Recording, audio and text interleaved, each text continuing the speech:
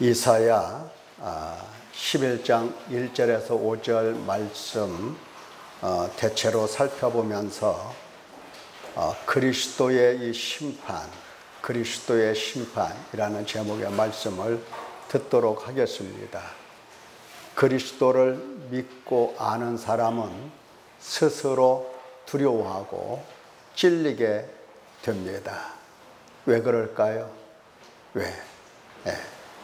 예수 그리스도를 배우면 누가 뭐라고 하지 않아도 스스로 두려워합니다.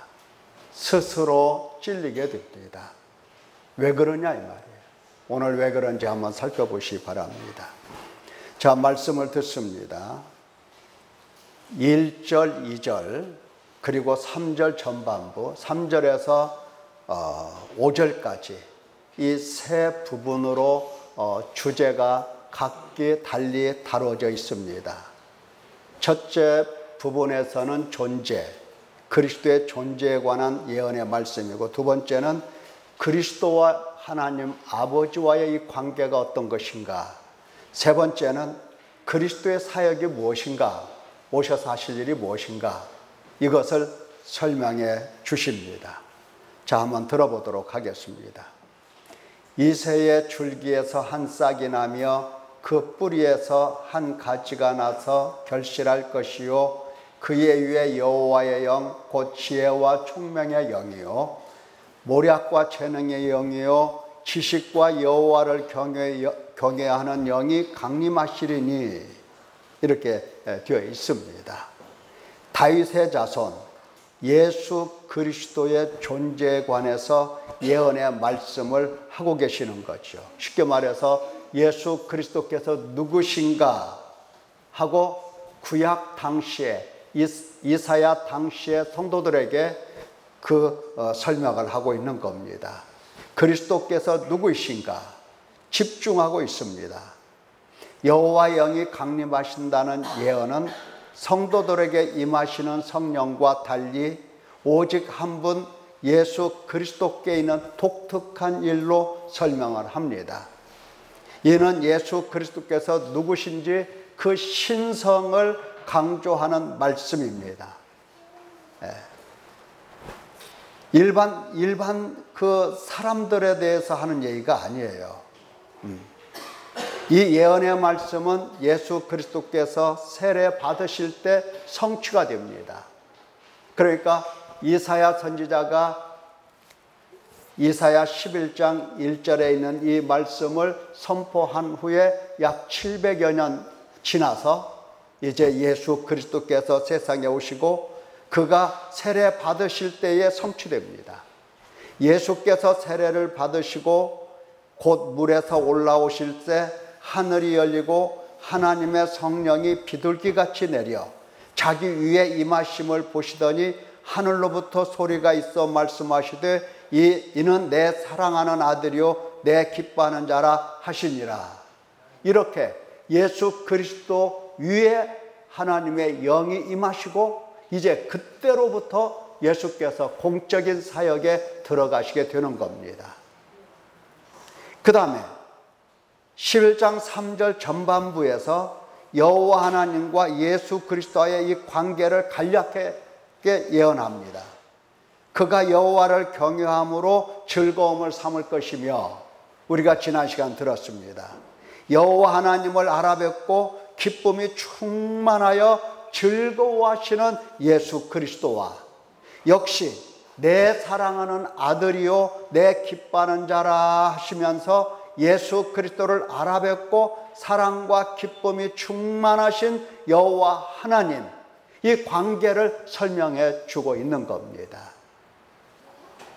자, 우리는 하나님 하면은 아마 멀리 계신, 어쩌면 계신 것 같기도 하다가도 어떤 때는 계시지 않은 것 같기도 하다가도 혼동이 되는 가운데 있는 저희들이지만, 그러나 예수님은 여호와 하나님 아버지를 냄새로서 알아배우며 그 아버지를 그렇게 즐거워하시고 그렇게 기뻐하시고, 아버지 역시 마찬가지입니다. 내 사랑하는 아들이로구나. 내 기뻐하는 자로다 하시면서 예수 그리스도를 너무너무 기뻐하시는 겁니다. 이 관계, 서로 사랑의 관계, 사랑 안에서 서로 알아뵙고 사랑의 관계에서 서로 사랑으로 서로의 영광을 나타내는 이 두 분의 관계, 이것을 설명해 주시고 보여주시고 계십니다. 예수 그리스도께서 땅에 계실 때에 오직 여호와 하나님을 경외하며 당신을 낮추시고 당신을 포기하시고 당신을 버리시고 죽기까지 복종하시는 예수님, 아버지의 영광을 위한 것이었습니다. 하나님 아버지 또한 아들을 사랑하시고 아들을 끝까지 영화롭게 하십니다.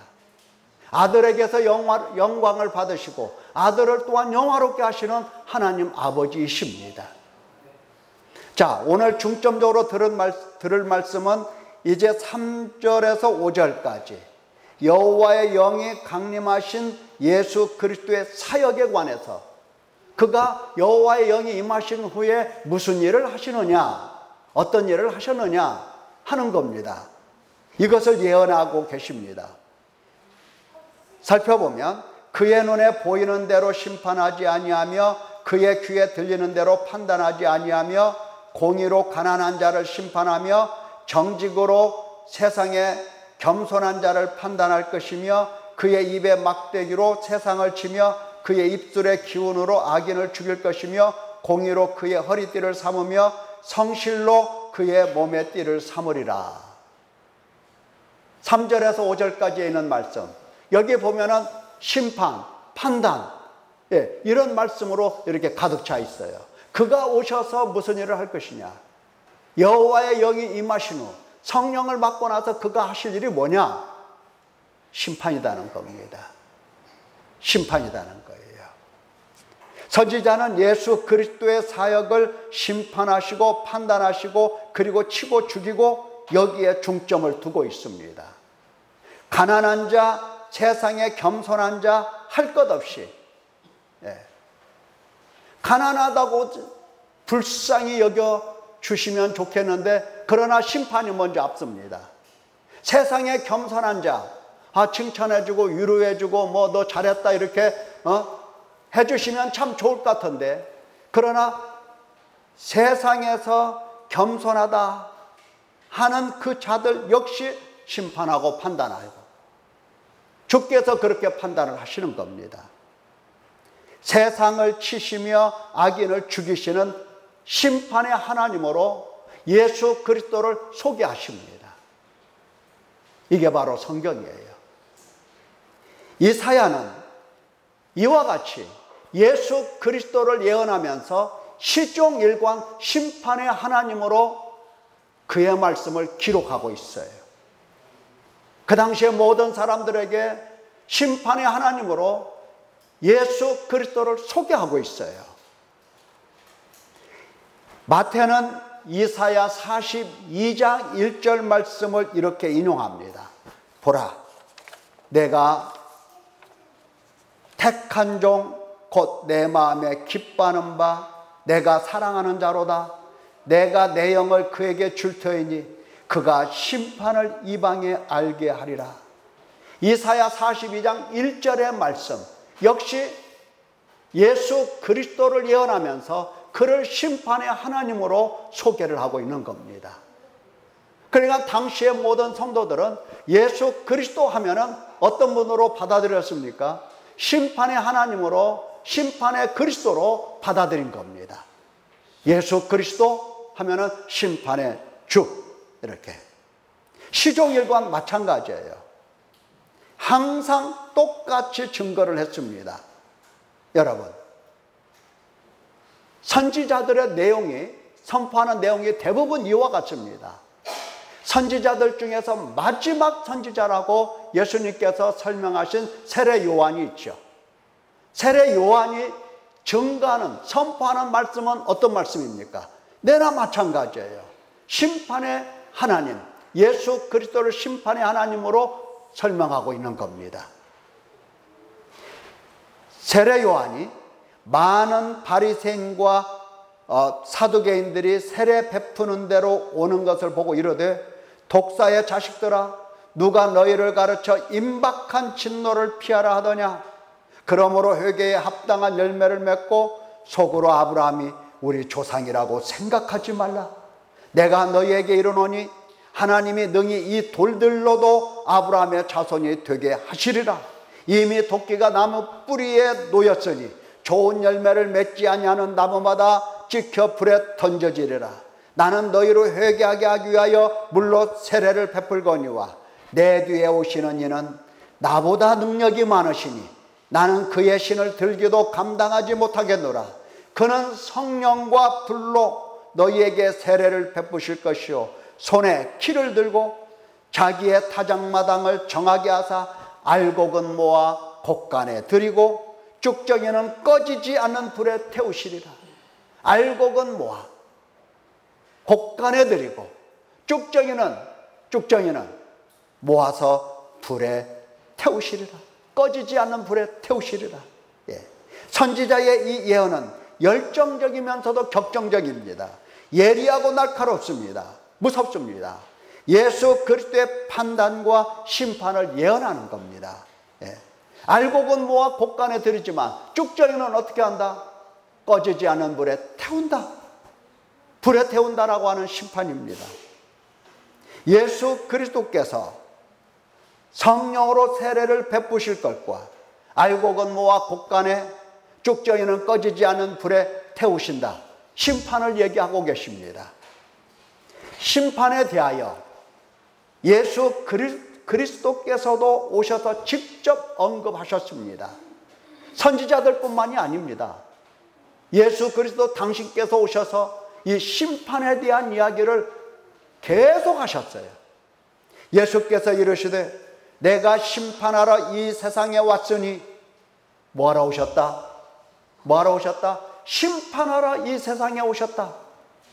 내가 심판하러 이 세상에 왔으니 보지 못하는 자들은 보게 하고 보는 자들은 맹인이 되게 하려 함이라. 이제 이 세상에 대한 심판이 이르렀으니 이 세상의 임금이 쫓겨나리라. 아버지께서 자기 속에 생명이 있음같이 아들에게도 생명을 주어 그 속에 있게 하셨고 또 인자됨으로 말미암아 심판하는 권한을 주셨느니라.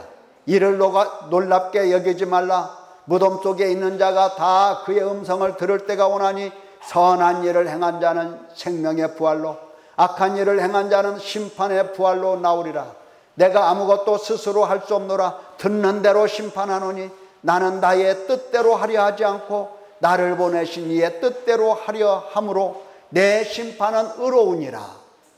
계속해서 당신이 심판의 주라고 하는 사실을 수도 없이 말씀하시고 강조하셨습니다. 예수 그리스도께서는 여호와 하나님 아버지와 함께 심판의 하나님이십니다. 그 심판은 우리 편에서 보면 벌써와 아직으로 이중 의미를 갖고 있습니다. 그 심판이라고 하는 것은 벌써 받기도 하고 마지막 날에 또한 심판을 받기도 합니다. 그를 믿는 자는 심판을 받지 아니하는 것이요 믿지 아니하는 자는 하나님의 독생자의 이름을 믿지 아니하므로 벌써 심판을 받은 것이니라. 벌써 받았다. 벌써. 예. 나를 저버리고 내 말을 받지 아니하는 자를 심판할 이가 있으니 곧 내가 한 그 말이 마지막 날에 그를 심판하리라. 심판의 예수 그리스도께서 벌써 심판하시기도 하시지만 또한 마지막 날에 동일하게 심판을 또 하시는 분이십니다. 자, 여러분, 그러면 성경은 예수 그리스도를 설명하시면서 어떤 분이라고 설명을 하고 계세요? 어떤 분이다? 심판의 주이시다. 이 말씀을 하고 계시는 거예요. 자, 다시 한번. 예수 그리스도께서 성경 말씀을 들어보니까 누구시라고 가르쳐 주시더라? 심판의 하나님이시라 이렇게 선포를 하시더라 이 말이에요. 그러면 여러분들은 교회 나오십니다. 교회 발을 들여 놓음으로써 첫 번째 들어야 될 말씀이 무엇이겠습니까? 자, 교회 왔어요. 교회 와서 첫 번째 들어야 될 말씀이 뭐냐고요? 성경 말씀은 무엇보다도 예수 그리스도는 누구시다? 심판의 하나님이시다. 이렇게 말씀을 하고 계세요. 그러면 교회에 들어와서 첫 번째 들어야 될 말씀은 무엇입니까? 예수님은 나를 심판하실 나의 하나님이시다. 이 말씀이 들려야 할 것입니다. 교회에 발을 들여놓는 순간부터 심판하시는 예수 그리스도와 마주하는 사람은 복이 있습니다. 교회에 딱 들어왔는데 예수 그리스도께서 나를 마주 대하시면서 나는 심판의 하나님이다, 이렇게 말씀하시는 그 음성을 들을 수 있는 사람은 복이 있다, 이 말이에요. 예수 믿으면 복 받는다 하는 말보다도 육신에 속한 사람은 먼저 심판하시는 예수 그리스도를 들어야 할 것입니다. 왜 그럴까요? 왜? 육신의 생각을 갖고 있는 사람, 하나님과 원수인 사람, 그 사람이 예수 믿으면 복 받는다 이 이야기 들으면 안 돼요. 적어도 이 말씀은, 예수 믿으면 복을 받는다 하는 이 말씀은 옛사람이 육신의 생각으로 들을 게 아니고 새 사람이, 새로운 사람이, 정말 예수 그리스도 안에 있는 사람이 듣는 말씀이어야 하는 겁니다. 왜냐하면 듣는 사람이 해석을 못해서 그래요. 해석을. 그러니까 교회 맨 처음에 들어오면 이 사람은 누굽니까? 육신에 속한 사람이에요. 육신에 속한 사람은 먼저 어떤 말씀을 드려야 됩니까? 예수 그리스도는 심판의 하나님이시다, 이 말씀을 드려야 됩니다. 그래야 육신에 속한 사람이기 때문에, 육신에 속한 사람이라면 어떻게, 어떤 방식으로 심판하시는지 똑똑히 들어 알 수가 있기 때문입니다. 벌써 예수 그리스도의 심판이 시작되고 아직 예수 그리스도의 마지막 심판이 남아있다는 사실을 깨닫게 되는 것입니다. 이미 시작된 심판, 그리고 마지막 받을 심판, 행위대로 심판을 받고 지옥불이라는 형벌과 저주를 받게 될 것이라는 말씀에 직면해야 됩니다. 그래야 돼요. 예. 교회 나와서 위로의 말씀을 듣겠다고 앉아있으면 이것은 뭔가 잘못 생각하고 있는 겁니다. 예수님을 잘못 보고 있어요. 예. 적어도 주께서 위로해 주시는 사람은 새 사람입니다. 새 사람이에요. 내가 보니 죽은 자들이 큰 자와 작은 자나, 큰 자나 작은 자나 그 보좌 앞에 서 있는데 책들이 펴 있고 또 다른 책이 펴졌으니 곧 생명책이라. 죽은 자들이 자기 행위를 따라 책들에 기록된 대로 심판을 받으니 각 사람이 자기 행위대로 심판을 받고 사망과 음부도 불못에 던져지니 이것은 둘째 사망 곧 불못이라. 누구든지 생명책에 기록되지 못한 자는 불못에 던져지더라. 예, 하나님께서 확실하게 하시겠다라고 하는 것은 심판에 대한 말씀입니다. 심판. 사랑하는 성도 여러분, 심판하시는 예수 그리스도께서 보이시냐 이 말입니다. 심판하시는 예수 그리스도께서 보이시냐, 어떤 예수님을 바라보고 있느냐, 여러분들이 오늘 생각을 해야 할 것입니다. 예수 그리스도께서 심판의 주이신 까닭에 당신께서 심판을 집행하실 분이신데, 심판과 저주와 형벌을 집행하시기 전에 먼저 두 가지 일을 행하십니다. 심판이라는 내용 속에 두 가지 일이 포함되어 있는데 먼저 이 두 가지 일을 예수 그리스도께서 행하십니다. 첫째는 당신 백성들에게 먼저 책망하십니다. 책망도 일종의 심판인데, 그러나 심판과 저주와 형벌을 내리시기 전에 하나님은, 예수님은 책망부터 하십니다. 책망을 하세요. 예수께서 권능을 가장 많이 행하신 그 일들이 회개하지 아니하므로 그때에 책망하시되 화 있을진저 고라시나 화 있을진저 벳세다야, 너희에게 행한 모든 권능을 두로와 시돈에서 행하였더라면 그들이 벌써 베옷을 입고 제에 앉아 회개하였으리라. 예수님께서 심판과 저주와 형벌을 내리시기 전에 먼저 책망부터 하시는 겁니다. 왜? 뭐 때문에? 바로 회개를 위한 책망입니다. 회개를 위해서입니다. 예수 그리스도께서 보내신 성령 하나님께서도 마찬가지예요. 내가 너에게 실상을 말하노니 내가 떠나가는 것이 너에게 유익이라. 내가 떠나가지 아니하면 보혜사가 너희에게로 오시지 아니할 것이요 가면 내가 그를 너희에게로 보내리니 그가 와서 죄에 대하여 의에 대하여 심판에 대하여 세상을 책망하시리라. 예수님께서 말씀하셨어요.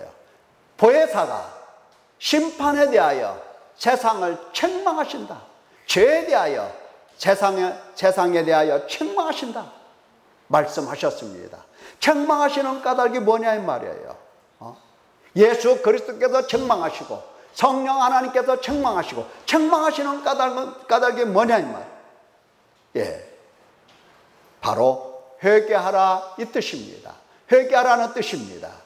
여러분, 교회에 오면 먼저 책망을 듣고 찔림을 받아야 옳은 것입니다. 그리고 그로 인하여 회개할 수 있어야 되는 겁니다. 그게 교회 온 사람이에요. 교회 나온 사람은 예수 그리스도와 성령 하나님의 책망을 받고 그 다음에 스스로 찔리는 겁니다. 찔려서 눈물을 흘리고 탄식하며 회개하는 것입니다. 이게 교회 온 사람이에요. 여러분은 교회 왔습니까? 교회 왔습니까? 교회 온 사람 맞습니까? 교회 와야 됩니다. 교회 와야 돼요. 두 번째, 예수 그리스도께서 심판과 저주와 형벌을 하시기 전에 먼저 또 하나의 심판을 행하셨는데 그게 뭐냐?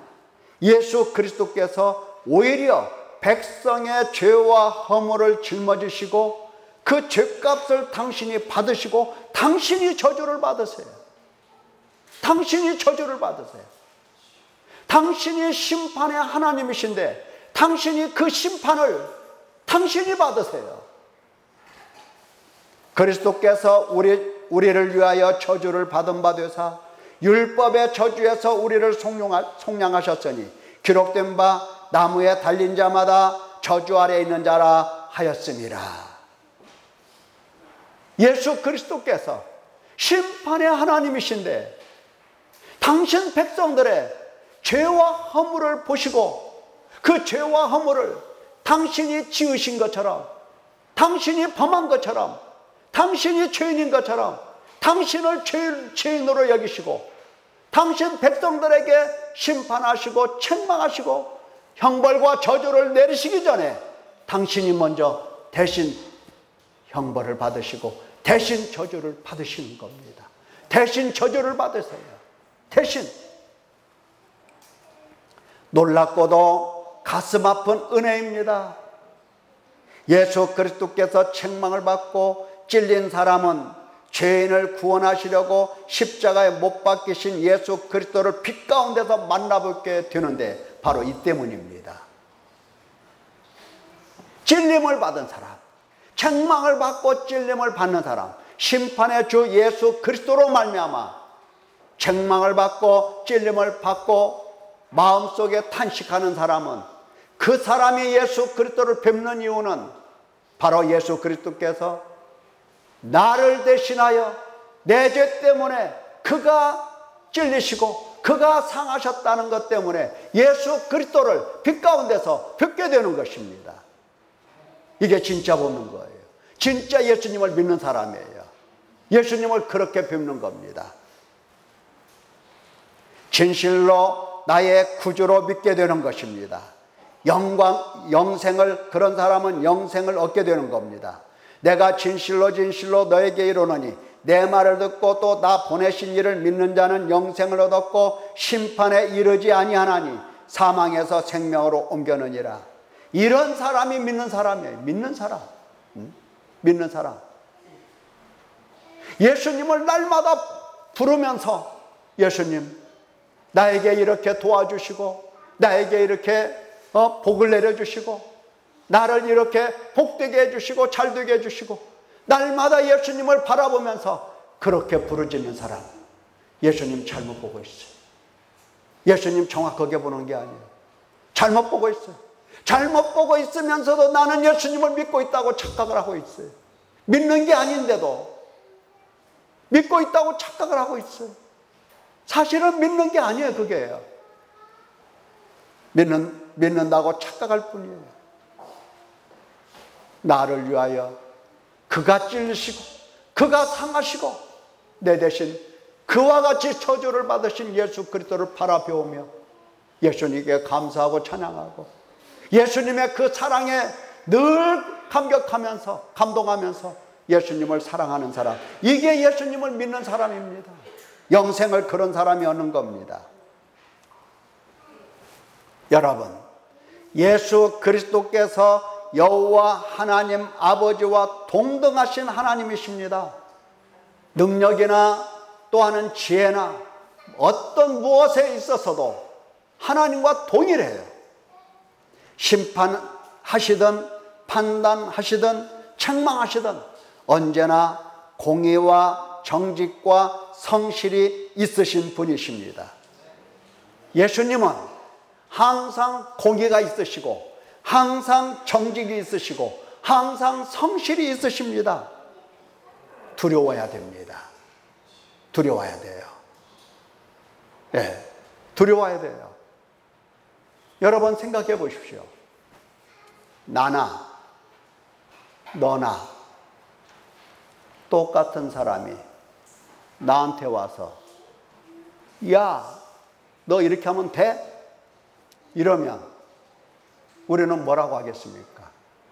네가 뭔데? 이렇게 나올 것 아니에요. 네가 뭔데? 그런데 나보다도 더 권력도 있고 정말 권력도 있고 힘도 있고 능력도 있고 부도 있고 이런 사람이 와서 이러면 돼? 이러면 어떻게 하겠습니까? 쫄리잖아요. 쫄려.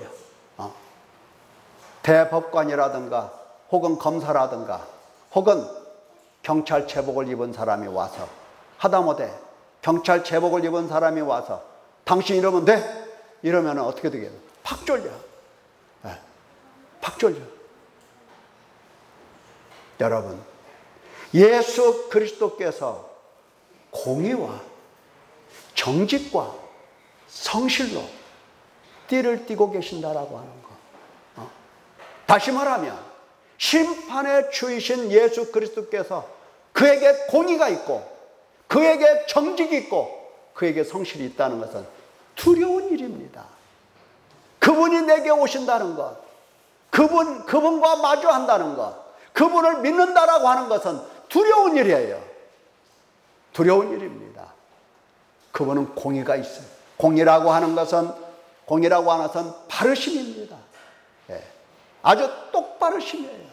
의로우심이에요. 의로우심. 불의가 없어요. 불의가. 얼마나 의로우신지 몰라요.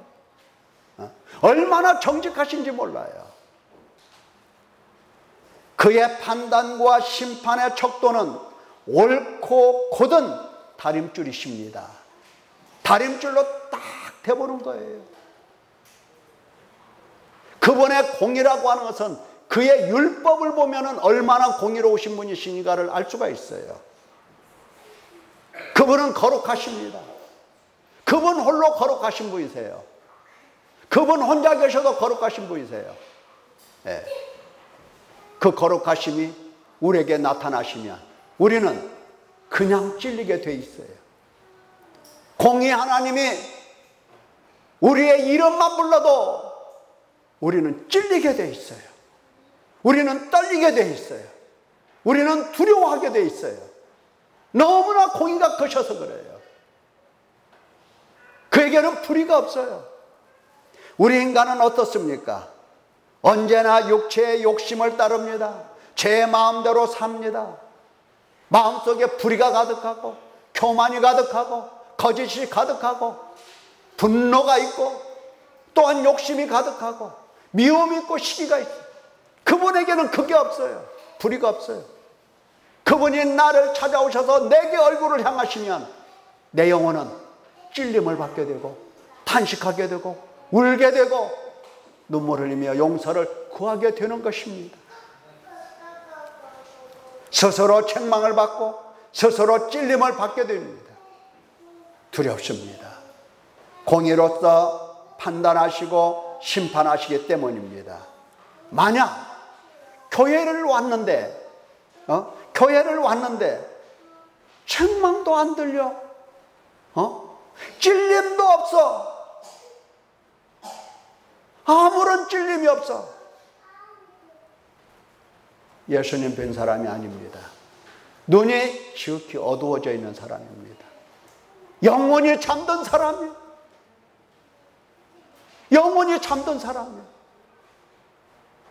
예수 그리스도를 뵙고 공의의 하나님이신 예수 그리스도를 뵙고 찔리지 않는다는 것은 영원히 죽은 거예요. 잠들어 있는 거예요.